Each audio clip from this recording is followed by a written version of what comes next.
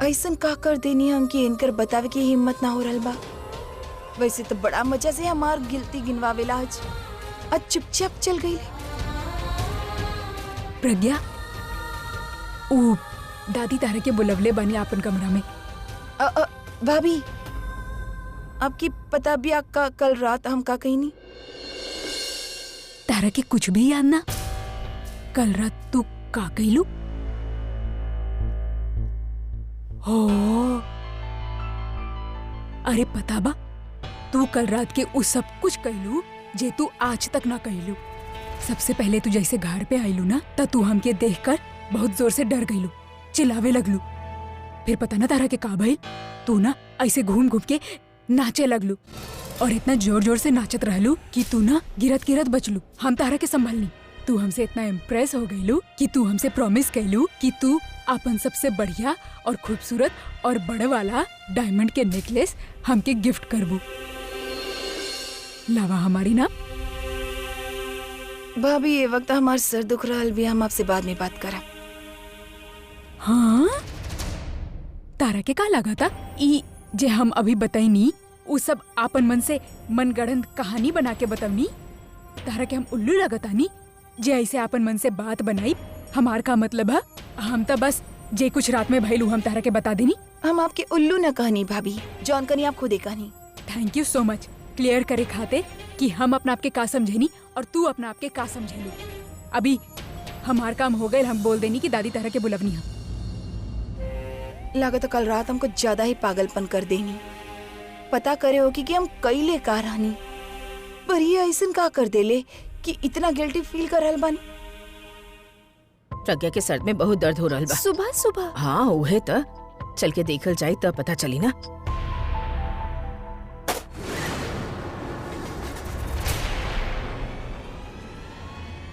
Sorry वकील, सुबह सुबह हमरे घर में काहे खातिर? वो हम आपके ना बता सके नहीं। तो ई तो बता सकेला कि केकरा से मिले आयल रहला? हाँ भाई, हमार ही घर में आइल बड़ा, हम इतना तो पूछ ही सके नहीं ना। सॉरी, हम यहाँ जेकरा से मिले आयल रहनी वो केहू के कुछ बतावे से मना के ले बाड़ी। आप बुरा मत मानब, हम तो बस अपन ड्यूटी पूरी करत तानी। अब ई केकरा से मिले आइल होगी? और कुछ छुपावे भी चाहत रहे।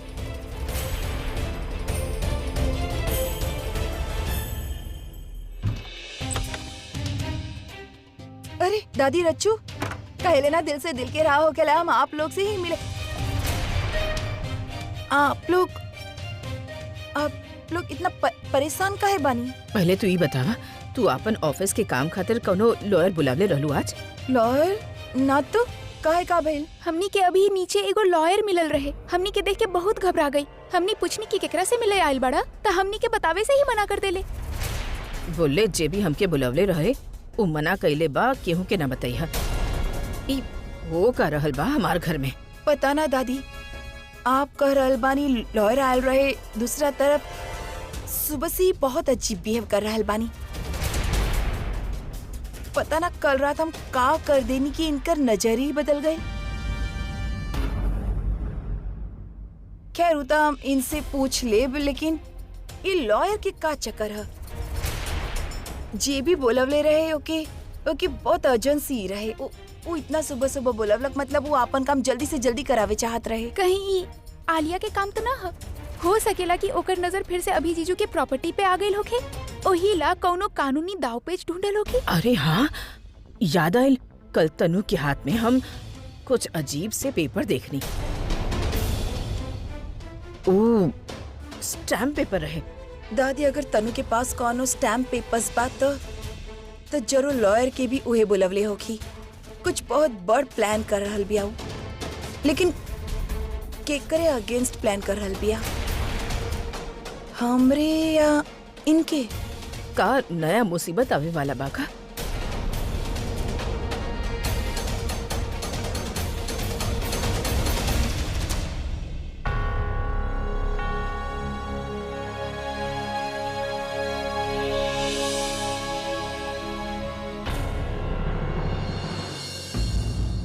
इकबा अदरक के हलवा।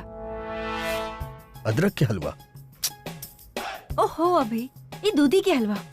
जे दादी हमेशा तरहला बनावेली। लास्ट टाइम प्रज्ञा बनेले रहली। हाँ बनवले होखी, लेकिन ई बार हम बनवले बानी। हम तोरा बोलले रहनी बनावे खातिर, ना तो फिर काहे बनीलू? अभी हम सोचते हैं हमने की शादी होके वाला है और शादी के बाद भी तो हम ही तरह के खाना बना के खिलाइब ना, तभी कहे ना। हमनी की शादी तो महीना पहले फिक्स हो गई रहे, तब तू ना बनैलू, तो अब काहे बनावता रू? अभी वो वक्त प्रेगनेंसी की इनिशियल स्टेज रहे, प्रॉब्लम्स होखेले। तू हलवा बनैलू, अब हमके बनावता रू? अभी हम तरह के कहे बनाए। हमके पता बा तू तो हमके सॉरी बोले आइल बारू। हमके भी बहुत सॉरी फील होत बा, ई खातिर हम तोरा माफ कर देनी। माफ कर देला तो हलवा ट्राई करे में क्या प्रॉब्लम हो? एक बार हलवा ट्राई करा, फिर सोचिए कि हम कितना अच्छा बीवी बन सकीले। ना हमके ना खाए के बा। अभी प्लीज एक बार ट्राई कर। इतना अच्छा बा का? बहुत अच्छा बा। तो पक्का तू ना बनैले बारू। बतावा कहाँ से ऑर्डर कैलू? ट्राई करो, ट्राई करो अभी प्लीज।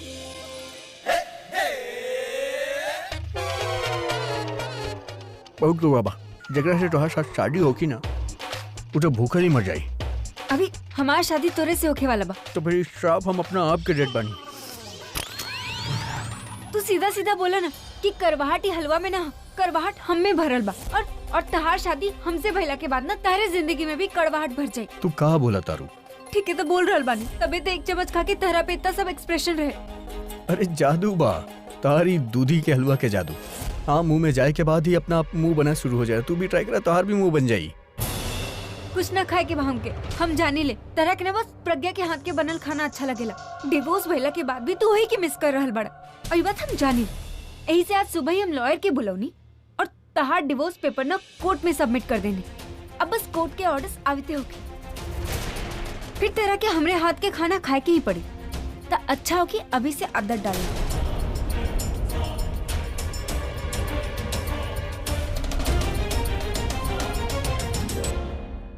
काबिल भाभी, आप इतना अर्जेंटली कहाँ बुलानी? एवरीथिंग इज ओके? कुछ ओके सोके ना है। कल रात के बहुत कुछ भइल, पर समझ ना रहल कि हो का रहल बाई। कल रात अनु हमसे टकराइल, ओकरे हाथ में कुछ पेपर्स रहे। उ सरकारी पेपर रहे, स्टैम्प पेपर जैसन, और उ बहुत खुश नजर आवत रहे। का बोलत रहे? हाँ दादी, हम आज बहुत खुश बानी, हम ई घर के मेंबर बन गई बानी। समझ में कुछ ना आई कि का करल बिया। और आज सुबह वो लॉयर भी बुलवले रहल। जब हमने पूछनी कि लॉयर से के बुलवले बा, तो वो हमके बतावे से मना कर देले। कहलक कि जे हमके बुलवले बा वो हमके अपन मुंह बंद रखे के कहले बा। लॉयर तो तनु ही बुलवलक, लेकिन काहेला? वो हमके 24 घंटा के चैलेंज देले रहे कि 24 घंटा के अंदर अंदर वो हमके ई घर से बाहर निकाल दी। वो लॉयर की जरूर डिवोर्स पेपर निकलवावे खातिर बुलवले होगी। और एक बार हमारा डिवोर्स पेपर तनु के हाथ लग गए ना, तो सब खत्म। दी, अगर आपके ये बात की टेंशन बात है, I think we should just check. और रचना, यहाँ बहुत गर्मी हो रहा है, कुछ ठंडा मंगावा ना। हाँ रॉबिन, एक ग्लास जूस लेके आवा। ओ पूरब, गर्मी से तोहार दिमाग तना खराब हो गई। हमनी के इतना टेंशन हो रहल बा और तोरा के ठंडा पिए के पड़ा बा। अरे बेवकूफ, तनु के हाथ अगर पेपर लग गई ना तो हमनी कुछ ना कर सकब, सब कुछ खत्म हो जाई। दादी, अगर वो पेपर हाथ में लग गल तब वो लोग कुछ ना कर पाइन। हैं? दीप, आपके याद बा आप लास्ट में हमरा के कुछ बोले रहनी कि डिवोर्स पेपर के हम स्टेटस पता करी कोर्ट में जाके। आई एम रियली सॉरी, हमरा दिमाग से निकल गए, हम आपके बताइल भुला गए नहीं। दी, वो डिवोर्स पेपर आगे प्रोसेस से ना भेल, दरअसल वहाँ बा ही ना। वो डिवोर्स पेपर अब दादी के दे ले रहनी और दादी ओकरा के आगे भेजली ही ना, तो डिवोर्स होखी कैसे? अरे हाँ, अब दी, डिवोर्स तो होखला से रहल, ऐसे आपके और अभी के रिश्ता के केहू माई के लाल ना बिगाड़ सकेला। अब जहाँ तक ओकर लॉयर के सवाल बा कि वहाँ जाए दा, जासूसी करे दा, कोनो फर्क ना पड़ेला दी, ओकरा के वहाँ कुछ भी ना मिली। अरे हाँ, अभी तो हमके ऊ पेपर देले रहलस और हम वकील के भी दे देले रहनी। फिर ऊ वकील तो दिल्ली चल गए रहे। फिर कबो हम ऊ वकील से पूछनी ही ना, काहे कि हमके लागत रहे कि अभी ऊ वकील से तो डील करिए ले ले होखी। और अगर वहाँ एक खातिर जा रहल बा कि वो अभी के प्रॉपर्टी के स्टेटस चेक करल चाहता कि वो केकरा नाम पर बात है, ओकरा से भी हमने के कोनो फर्क ना पड़ी, काहे कि सारा प्रॉपर्टी आपके नाम से बा। दादी, यही से हम कहत रहनी कि हमने के फिक्र करे के कोनो जरूरत नहीं कि कोनो डिवोर्स ना होके वाला बा। ओए, तू अकेले चिल ना हो सकत, हमके भी ठंडा पिए के बा। रॉबिन,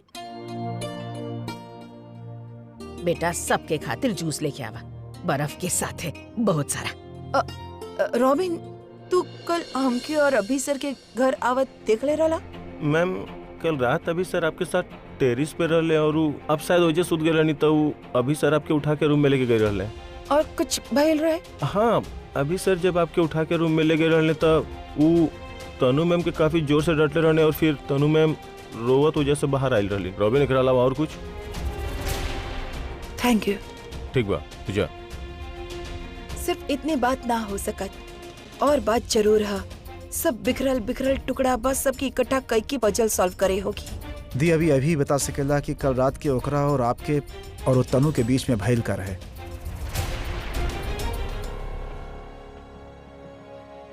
एक सेकेंड, तू आ गईलू, तू हमके बतवलू भी ना कि वहाँ पे का भइल। होके का कर है मुके टेस्ट करवा हो गए ऐसे आइसक्रीम खा रहल बन। तू करे कुछ और गईल रहलू और तू है कहले रहलू ना कि अगर कौनो इंसान के दिल तक जाए के बाद तो ओके पेट से जाएला। ऐसे तू भाई के पेट और तू आपन पेट के बात कर रहल बाड़ू। हम तारा के कहले रहनी कि भाई के कुछ मीठा खिलैया, मीठा मीठा बात करिया, शादी के डेट निकलवैया, हनीमून के। सॉरी, वो तब पॉसिबल ना बा। एनीवे, इस सब कुछ करिया लेकिन अपन काम करवा लिया। वो करला तू का भइल बतावा तनु। हम सब कुछ कहनी जे तू कहले रहलू। हम वो हलवा भी बना के ले गए रहनी, पर तारा पता बा अभी कौन तरीके से बात करत रहे।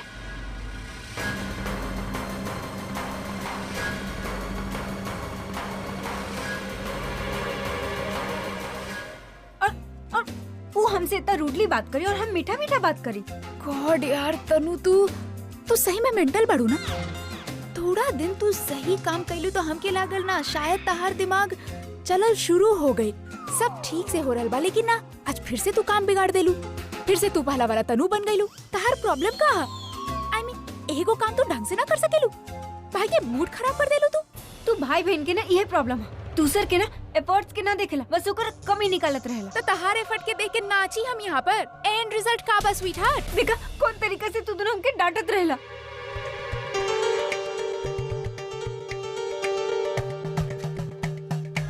That's like a good girl. हम दोनों एक चीज बहुत अच्छा से जाने ले। वो लड़की ना अलग तरीके के होखेले जे अपन हाथ से खाना बना के लड़का लोग के अपन उंगली पर नचावेले। अब तू थोड़े ना खाना बना के अपन मुंह काला करबू, आई मीन अपन कॉम्प्लेक्शन खराब करबू। यू नो, तू मॉडल रह चुकल बाड़ू, खूबसूरत बाड़ू, तो के इहे चीज के फायदा उठाए के चाहिए। एहिला हम तहरा से बोले रहनी या तो पंजाबी ढाबा से या फिर दादर हलवा वाला के दुकान से हलवा मंगा के भाई के खिला दा। मीठा मीठा बात कर, अपन काम निकलवा ला, सब कुछ अच्छा हो जाए। बोले रहनी ना, तो फिर का जरूरत रहल अपन हाथ से वो कड़वा हलवा बनावे के। भाई के टेस्ट ना मूड खराब कर देलू तू। डिवोर्स अभी थ्रू भी ना भइल बा।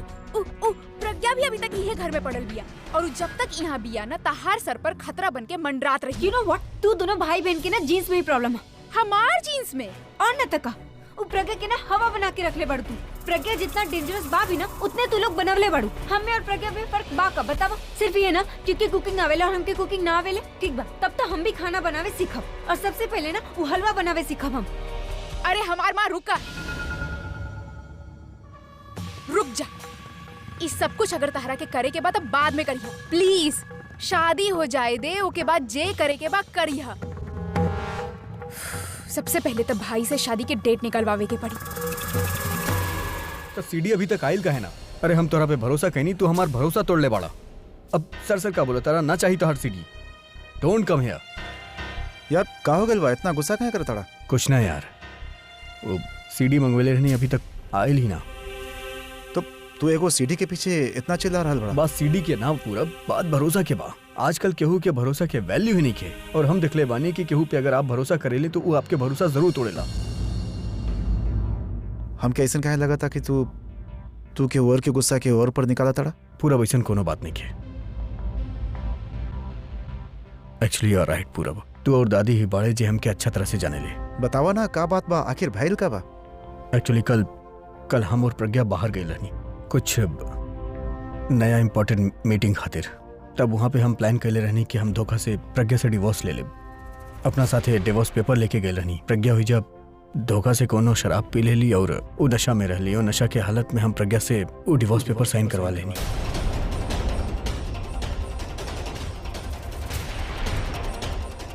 ना चाहत हुए भी हमके सब करे के पड़ल पूरब।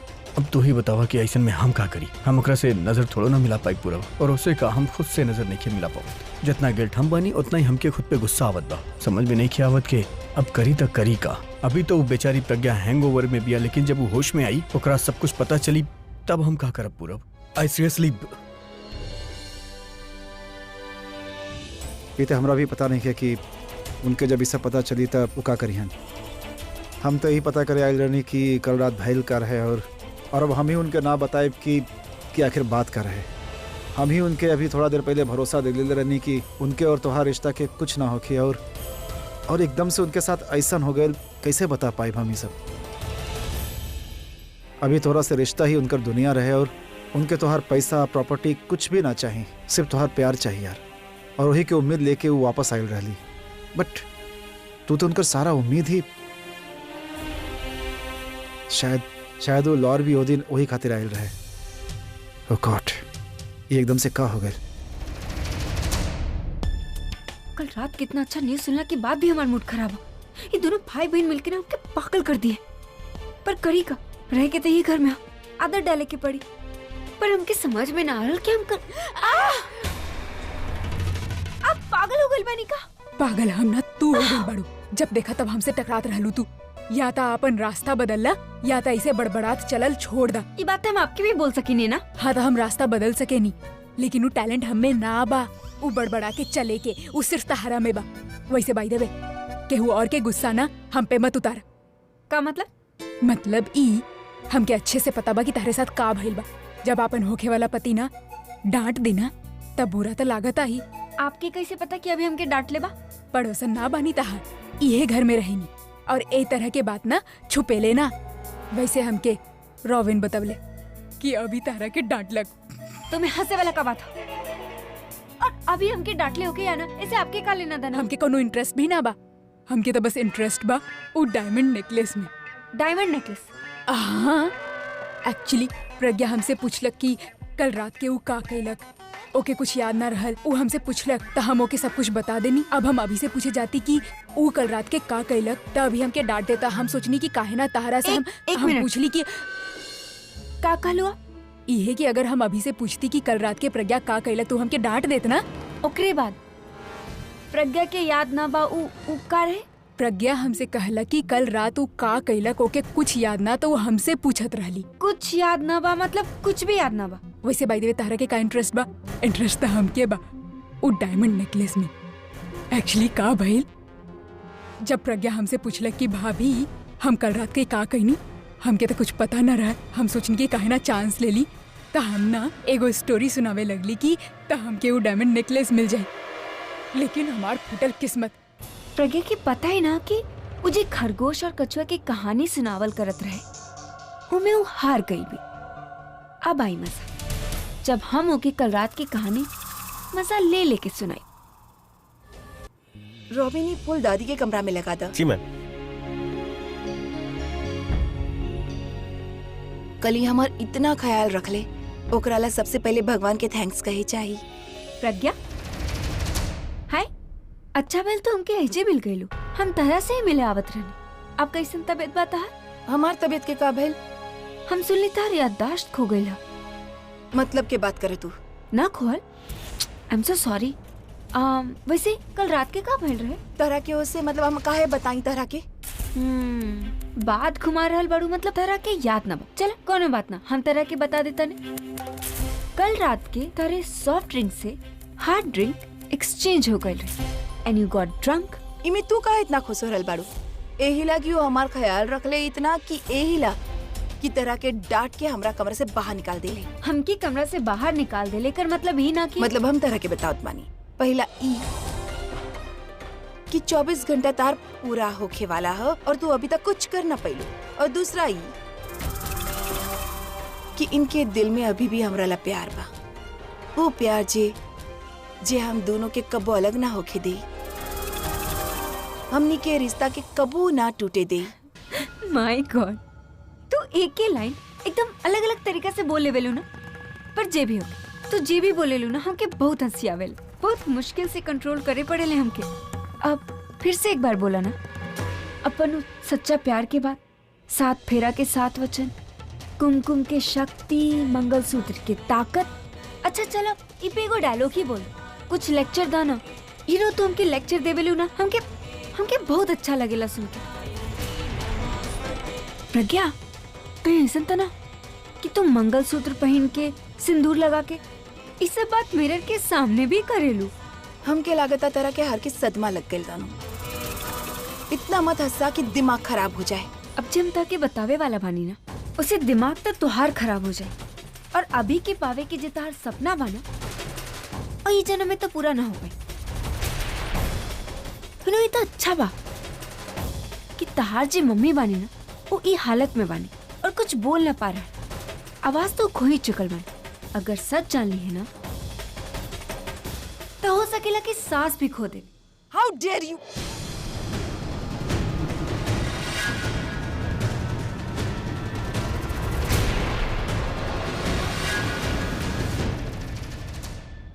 थप्पड़ मारे के गलती मत करिए प्रज्ञा, क्या कि हम जिस तरह के बतावे वाला बानी ना उस तरह पे हाथ बिना उठा ले तरह पे तमाचा होगी। कल रात के तहार अभी के साथ डिवोर्स हो चुका है।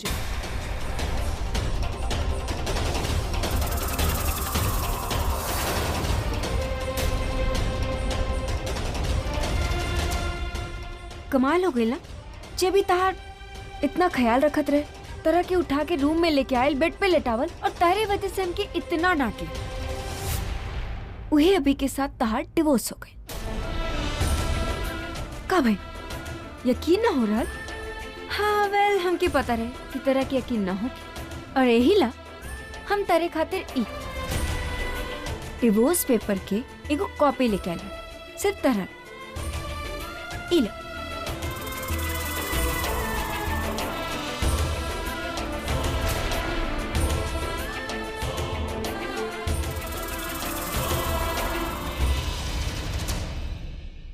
अब का भाई कहाँ गए तार प्यार, भरोसा, शादी, तार कुमकुम? You know what? खुद अभी तरह से रिश्ता तोड़ दिला। जौन हाथ से तरह के मंगलसूत्र पहनौले वो मंगलसूत्र खुद ही निकाल दिला। जौन सिंदूर लगले रहे उहे हाथ से उस सिंदूर पोंछ देला। ये सब कुछ अभी खुद कैला। तरह से डिवोर्स अभी ले ला, वो धोखा से। अब तो ये सोच रहा हूँ ना कि वो दिन कैसे भी तरह पे इतना मेहरबान होते रहे, तरह के इतना प्यार कैसे दिखावे लगा, तार इतना केयर कैसे करे लगन। सब कुछ यही खातिर रहे। ऑनेस्टली हमके कोनो हैरानी ना हो रहा कि अभी तरह के धोखा दे के डिवोर्स ले ला, कहे कि तू भी तभी के धोखा दे ले रहा तही सब बराबर। एंड थैंक यू, कहे कि तू दोनों के हिसाब के चक्कर में हमके हमार हिस्सा मिल गई, हमके हमार अभी मिल गई।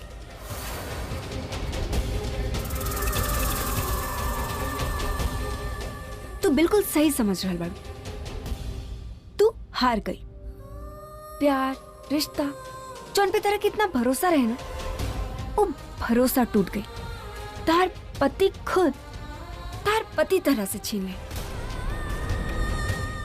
हेलो, कहाँ खो गई लू? कहा था तेरे मम्मी के साथ तार बेड लगवा दी। कहा कि तू पूरा घर के खर्चा उठा रहा बाड़ू, तब हम तू दोनों के खर्चा तो उठा ही सकेंगे। और जब तू वापस होश में आई हो तब ये पेपर्स के साथ तरह के हवा दे, एकर हवा खा के तो फिर से बेहोश हो जेबू, अपन होश खो देबू। बहुत टॉर्चर कैले बाड़ू ना तो हमके। तहरे सामने हम अपन शादी के भीख तक मांगनी। अभी भी तरह से कला कि हमके डिवोर्स दे दा, लेकिन तू अपन एटीट्यूड में रह, एक बार भी ना छुकलू तू। बट यू नो व्हाट, हम सुन ले बा कि जे झुके ले लेना वो लोग ऐसे टूट जाए, और तहार तो दिल के साथ साथ तो खुद भी टूट गई, तार भरोसा भी टूट गई। और हम अपन 24 घंटा के चैलेंज जीत गए। अब हम ई सोच रहल बानी कि तो ई घर से बाहर कब जाए। ऐसे नहीं कि हो सके, ये ना हो सके, लो ऐसे ना कर सके। का कहलो तू? वैसे ना कर सकेले प्रज्ञा, शायद तू ठीक से पेपर्स पढ़ लू ना। ई तो खुद देख लो। वेट अ सेकंड, हमारे को सलाह मान। तू ना अपन वो चश्मा लगा, हुग्गी वाला चश्मा, उसे शायद तरह के क्लियर नजर आए। ओ माय गॉड, तू तो सदमा में चल गई। तहार तो हवास ही बंद हो गई। प्रज्ञा,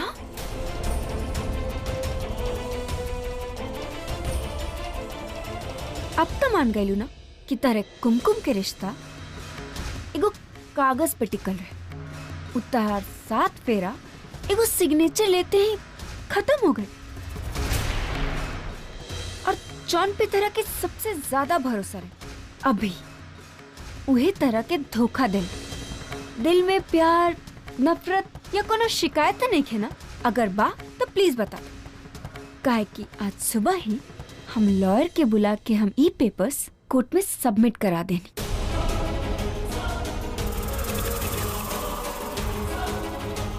अब कोनो भी वक्त कोर्ट के ऑर्डर्स आवते होगी और डिवोर्स बहुत जल्दी हो जाए और ऐसे चुटकी बजाते हमारी शादी हो जाए।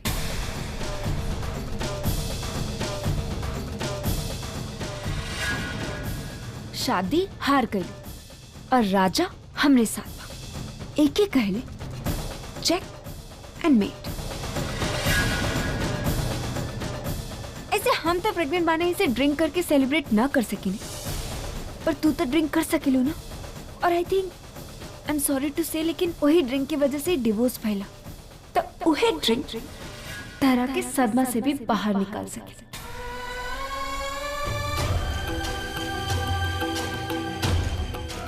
Happy divorce. Good luck.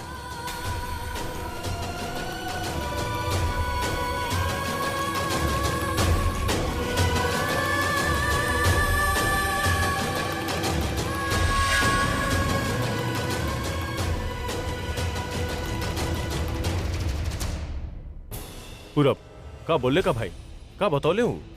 फिर हम दी के बुला के लाता नहीं, सुबह से परेशान होगी। रचना, रचना रह दा, उनके पास मत जा। काहे ना जा सकेले? जब तोहके सब पता चल गई बा तब प्रज्ञा के बता देवे के चाही ना। दादी जब आप सुनब कि हम अभी के मुँह से का सुन के आवता नहीं था, आप भी है कहा। ऐसन का सुनाब लकू? पूरब का बतौले भाई, बोला तो सही।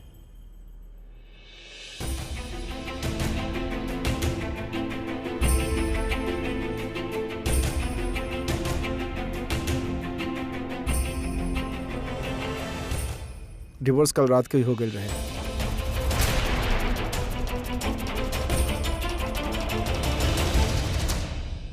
हे भगवान, ये का हो गईल? अभी के ऐसा ना करे के चाहत रहे, काहे कैलक वो ऐसा? बेचारी प्रज्ञा, वो का कुछ ना कैलक अभी के पावे खातिर। वो का कुछ ना खोइला ओकर प्यार पावे खातिर। आपन पहचान, आपन बहन, आपन माँ के ई हालत, उ सबकर नफरत सहले, सबकर दुश्मनी सहले, सिर्फ और सिर्फ अभी के प्यार के पावे खातिर। लेकिन ओके मिलल का धोखा, तलाक और ओकर सबसे बड़ा बदकिस्मती देखा। ओकरा पता ही ना कि उ आपन हाथ से सब कुछ आपन गवा देलक। ई सब अभी के गलती है, अभी के गलती है। हम ऐसा ना होके देव। हमार संस्कार के तो उ कदर का कैलक, हमार संस्कार के उ गाली देने सब एगो सवाल खड़ा कर देलक हमार संस्कार खातिर। ओके ऐसा बिल्कुल ना करे के चाहिए। हम अभी के अभी जाके पूछता नहीं कि वो ऐसा कैलक तो कैलक काहे? दादी प्लीज रुकी। दादी अगर आप अभी के जाके सब कुछ बताए तो ओकरा के पता चल जाए कि आप हम सब प्रज्ञा दी के साथ मिलल बानी। दादी हमने कुछ रिवील ना कर सकनी है, राज के राज रखे के पड़ी, सब खत्म हो जाना था। तो अब बचल ही काबा जौने रिश्ता के हमनी बचावे चाहता नहीं, वो रिश्ता तो अब टूटे के कगार पर पहुंच गई बा। तू का चाहत बाड़ा कि हमनी खड़ा खड़ा इंतजार करी कि कब कोर्ट से तलाक के ऑर्डर आई। अरे हमार हर दिन के शुरुआत प्रज्ञा से हो खेले और अब ओकरे जगह पे तू का चाहत बड़ा कि ऊ धोखेबाज तनु और ओकर नाजायज बच्चा की देख देख के हम सड़ी और कुड़त रही। कौने राज के बात करत आड़ा? ऊ राज के जौने में कुछ रहल ही ना। अरे ओके छिपवले से का होखी, कुछ ना होखी। बस जाए दी हमके, अभी से बात करें। हम दादी अभी प्लीज जाते। बात के समझे की कोशिश करी। आप प्रज्ञा दी के पास जाइए, उनके आपके ज्यादा जरूरत बा अभी के ना। हम प्रज्ञा के पास भी जाए, पर पहले अभी से बात कैला के बाद। अगर तू हमके रोकब ना तो हमके कुछ हो जाई। हम बोलत बानी, दादी। हमके मत रोकी। हा जाए दा हमके। दादी जाइए। दादी प्लीज रुकी। Alia, oh my God Alia, I am so happy. बैठा बैठा बैठा, आज हम बहुत खुश बनी, बहुत खुश, बहुत बहुत ज्यादा खुश। आलिया प्लीज हमके संभाला, हमने कहीं पागल हो जाई। कंट्रोल कंट्रोल ओके। हमके तो लागत रहे कि ताहार लाइफ के सबसे अच्छा दिन ऊ रहल जे दिन प्रज्ञा साइन कर ले रहल। अब ओ से अच्छा का हो सकेला? अरे भाई ना, हम कहीं नहीं और ऊ कहीं नहीं जे हम कब से करे चाहत रहे। ओ फो तनु पजल क्रिएट करल बंद कर, बतावा कि भइल का बा। तो कल रात के जे कुछ भी भइल, प्रज्ञा के ओकरे बारे में कुछ भी याद नहीं के। शराब के नशा में ओके इहो न पता कि क्यों काका कइला। और सबसे पूछ रहल बिया, मिताली भाभी, दादी, सबसे ये पूछ रहल बिया कि ऊ कल रात के का कइल बेचार। और ओकर ही बेचारगी ना हमसे देखल न गई, तो हम जाके ओके सब कुछ बता दे। डिवोर्स पेपर पे साइन लेके जितना खुशी न मिलल ना, उतनी खुशी हमके ओकरा बता देवे में मिलल। हमके ऐसे फील हो रहल बा कि हम 10 साल और यंग हो गई। तो हर दिमाग तो ना खराब हो गई, या फिर तू तो ठान ले बाड़ू कि बनल काम के हम बिगाड़ दे, राइट? का बोल रहल बाड़ू? हमके कुछ समझ में ना आ रहल। दिमाग होखी तबे समझबू ना। एगो काम ठीक से का कर देलू, तहरा के का लागता कि जो कुछ भी करबू वो सब कुछ ठीक ही होखी। तुझे डाल पे बैठले बाड़ू ना, उहे के तब काट रहल बाड़ू। जब मुंह के बल गिरबू ना तब तहरा के समझ आई कि कितना बड़ गलती कर रहल बाड़ू। का बोल रहल बाड़ू? हमके सच में समझ में ना आ रहल। बैठल रहबू तो वैसे भी कुछ समझ नहीं, खड़ा होबू तो तब तहार दिमाग में बात जाई। ला खड़ा हो गई नहीं, अब बताओ। तू एक नंबर के बेवकूफ बाड़ू। देखा लिया, हमारे इंसल्ट मत कर। बोले की बात है साफ साफ बोला, वरना मत बोला।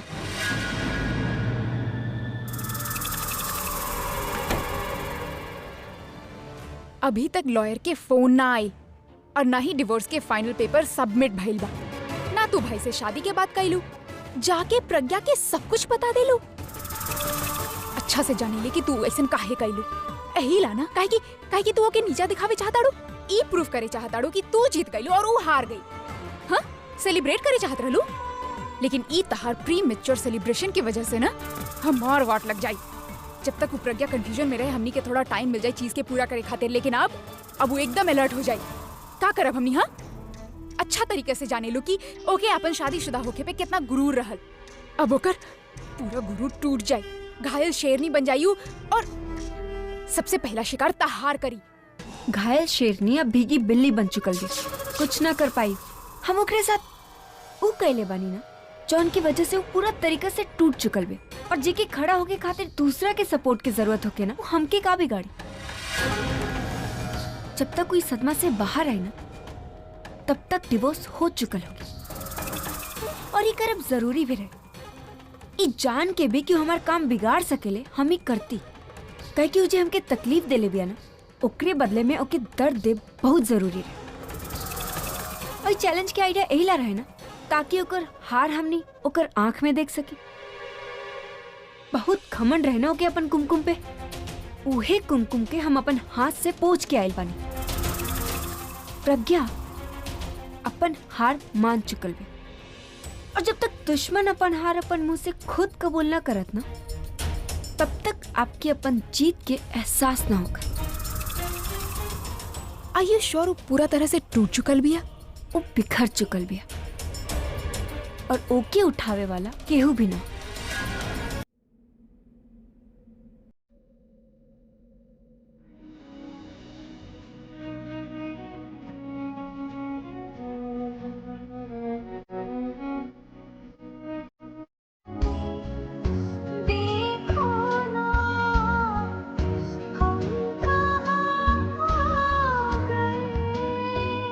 हम तो उनके पावे आए रानी। इतना दिन से जौने रिश्ता के बचाव की कोशिश की, वो एक ही रात में। कल रात के तहत अभी के साथ डिवोर्स हो चुका है। तार पति खुद तार पति तरह से छीने।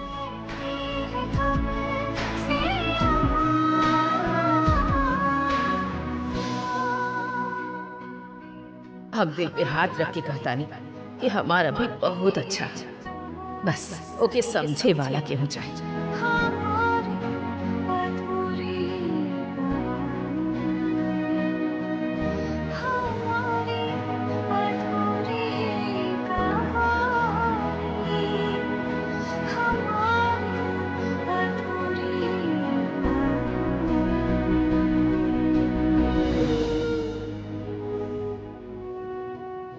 आपके पावे की चाहत में हम आपके हमेशा ला खो दी नहीं। हम हार गई नहीं तनु से। जौनी रिश्ता जौनी प्यार की भरोसा पे हम लड़त रहनी, उसे हम उस सब हार गई। हमारे पास अब कुछ भी नहीं किया आपकी याद के अलावा, कुछ भी ना। दवाई खाई नहीं आप। आज बहुत अकेला महसूस हो रहा भी अम्मा। बुलबुल की याद आ रहा भी। मन करल बा कि हम सब हम दादी और बुलबुल एक साथ बैठ के चाय पी बात करी, सब कुछ पहले जैसन हो जाए। माँ अब जल्दी ठीक हो जाए। हमकी हिम्मत दी, हमकी ही बोले कि औरत कबो अकेले न पड़े ले, कि ओकर सच्चाई ओकर हिम्मत हो अकेले। अब हमके हौसला दी ना माँ।